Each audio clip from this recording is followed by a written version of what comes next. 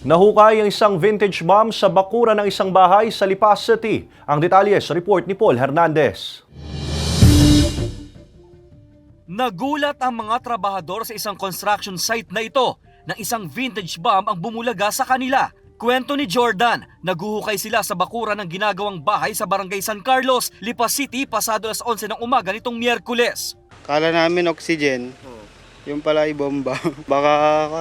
Baka biglang sumabog. Sa pagsusuri ng mga otoridad, isang vintage bomb ang narecover na ginamit pa noong panahon ng World War II. Maaari po kasi dito po ay nagkaroon din po tayo ng encounter between the Japanese.